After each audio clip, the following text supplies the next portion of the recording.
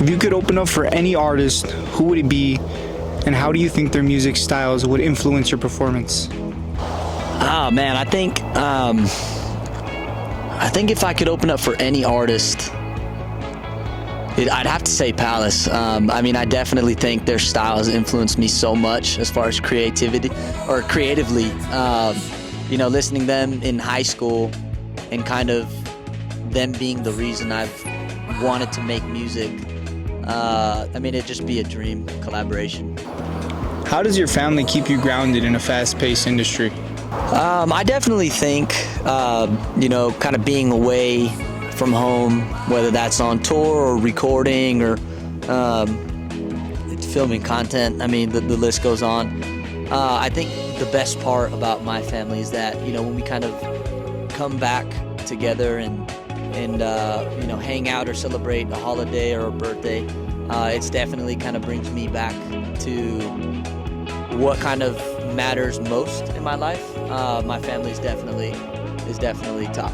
So, can you share more of the encounter with Billy Currington and how it shaped the trajectory of your career?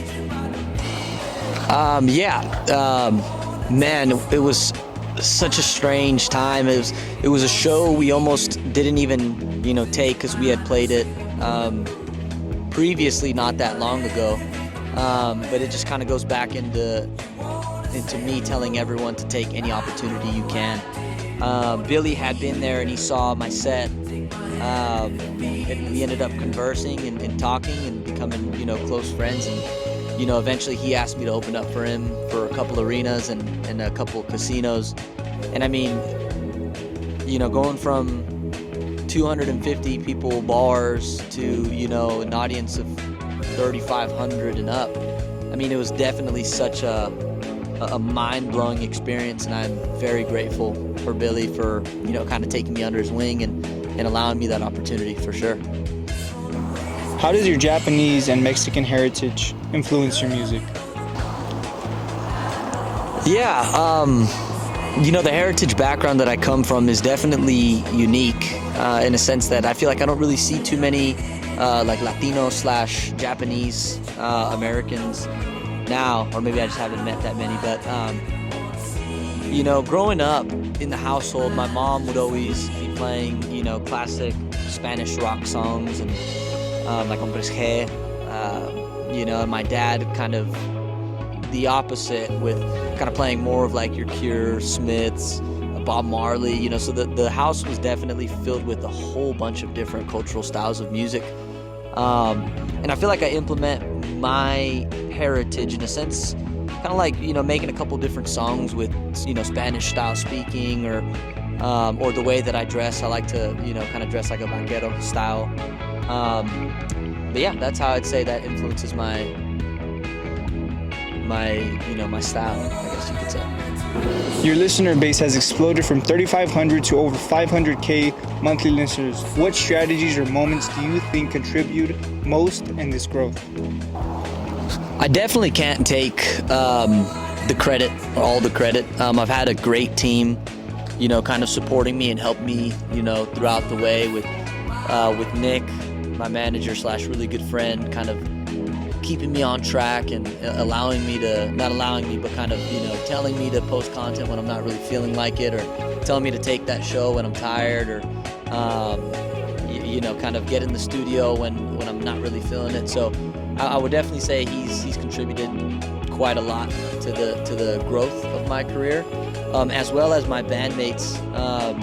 Jared, Johnny, and Reggie have definitely been with me on the road and put in the legwork as far as playing these shows far places for sometimes little to nothing. And like I said previously in the interview, I think taking any opportunity you can, whether that's a backyard show that pays nothing or playing in front of 5,000 people, I think it's crucial for you to take those opportunities, as well as photographers and videographers like Mikey behind the camera right now, kind of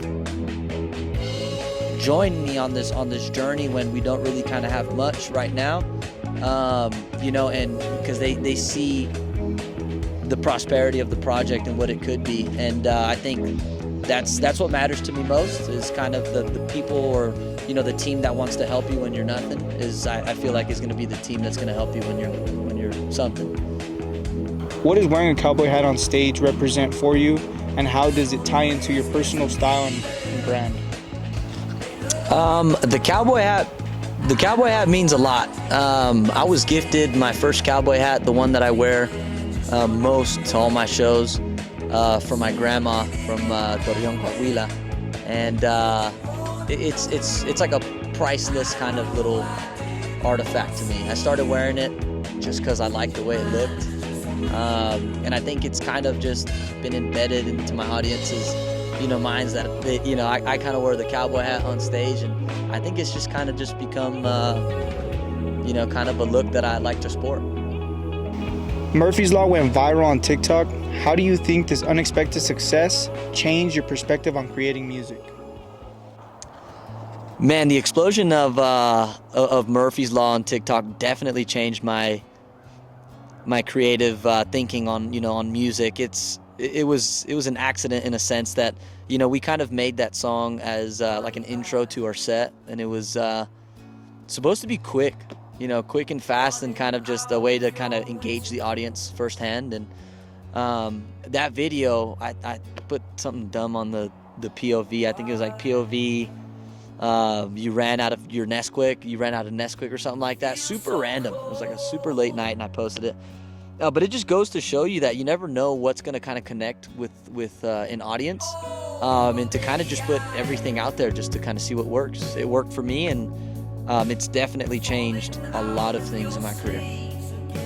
As you plan for an East Coast tour in 2025, what are you most excited about, and how are you and your crew prepping?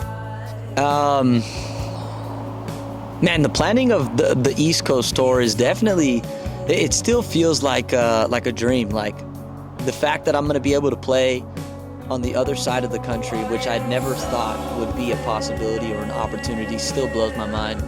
I'm excited just to play over there. That's honestly what I'm most excited for. The preparation is definitely a lot, taking into consideration a lot of factors, whether that's, the band, the hotels, the routing, the food, how we're going to get to each show on time. There's a lot of preparation that goes into planning just a simple tour, but the fact that we're gonna have to travel across the states first to even start is it's definitely a little intimidating, but ultimately it's just really exciting to be something, to be a part of this journey of exploring the East Coast. So we're stoked. Well, honey, I'm left in the darkness again, and I divide into another man. Well, honey, I'm left in the darkness again.